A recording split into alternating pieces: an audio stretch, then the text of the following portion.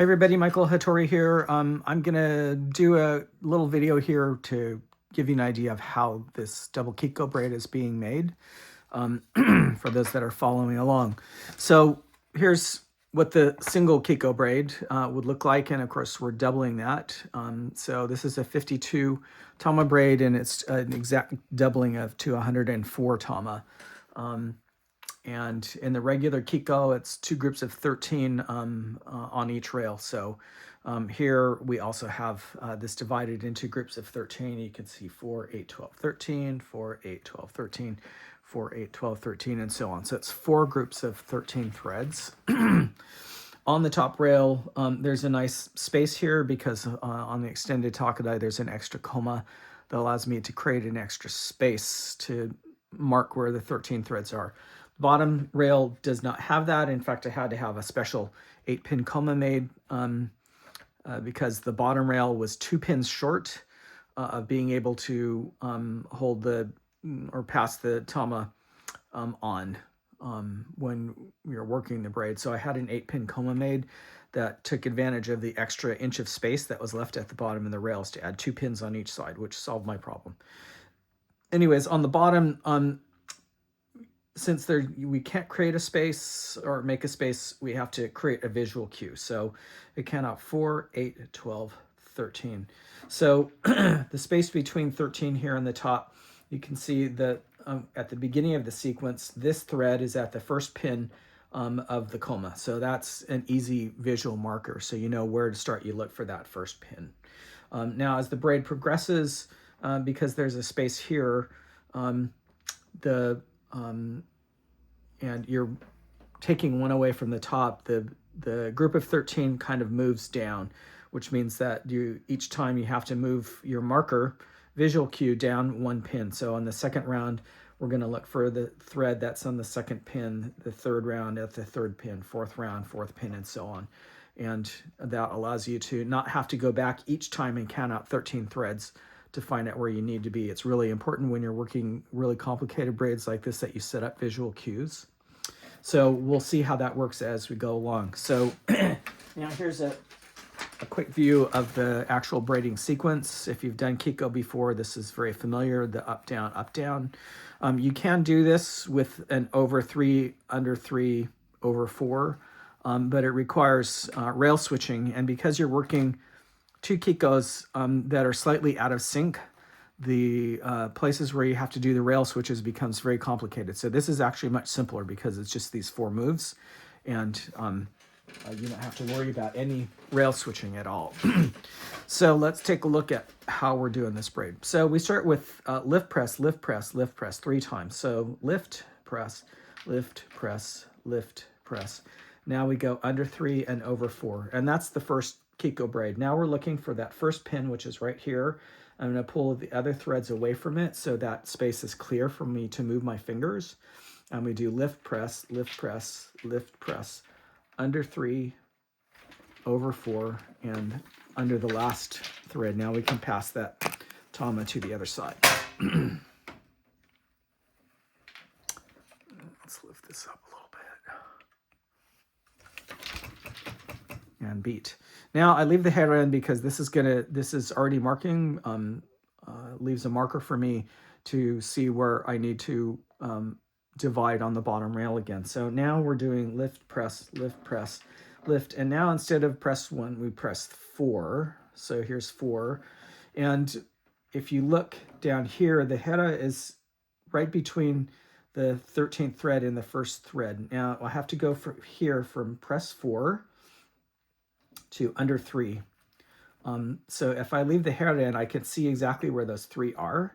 Then I take the hera out and I pull the threads back, and here's my 3 that I have to go under, and we're back at the first pin again, and then we do 1, 2, 3, press 4, under 3. And now we can pass the top rail tama.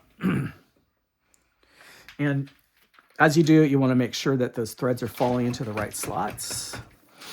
Now we've added a tama on each rail over here, so instead of lift, press 3, it's a group of 4, but not on the top because we're not adding another thread on the top. So this is still a group of 13, while this is now a group of 14.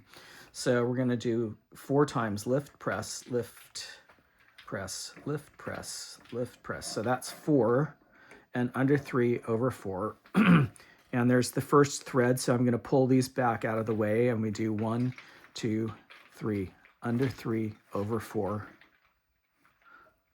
and under 1. And then we can pass this to the other side and beat, make sure that's in the right space. It is. And now we do 1, 2, 3, 4, and now we're going to press 4. So there's 1, 2, 3, 4, and the hera is showing me where the end of the 13 is. We're going to go under 3 from the end. Pull the hera out. There's the 3 threads. Pull those back, and we do 1, 2, 3. Press 4, under 3, and then the top tama gets passed. And those are the 4 moves, and that's the whole sequence.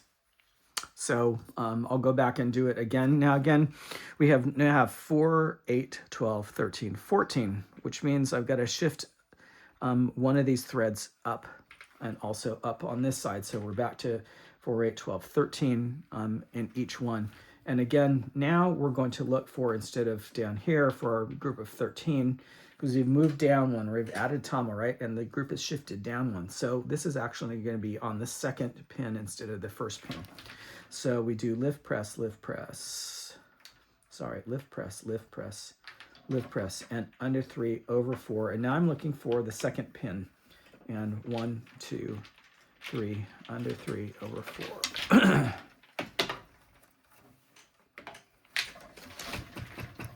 And 1, 2, 3. Press 4. There's my division here under 3. Then we find those 3, pull them back, and we do 1, 2, 3. Now we press 4 and under 3. And the top tama goes across. And the left side is going to be 1, 2, 3, 4. Under 3 over 4. Second pin, 1, 2, 3, and under 3 over 4, and pass the tama. And 1, 2, 3, 4, press 4, under 3, pull these back, pull these 3 back, 1, 2, 3, over 4, under 3, and 1. Okay. So I'm going to do it without all the counting. So I have to shift 1 up here, and then it's 1, 2, 3, 2, 3, 4, over 4, 1. So I say kind of a little mantra to myself to make sure that I'm doing it correctly.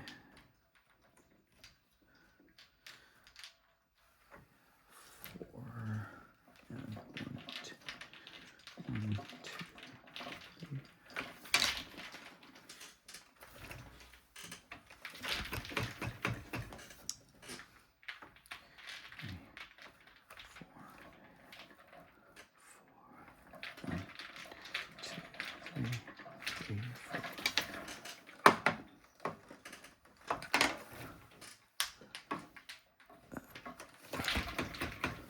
1, 2, 3, 4.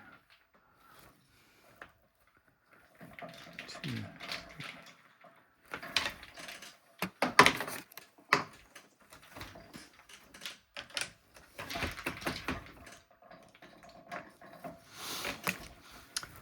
And that's it.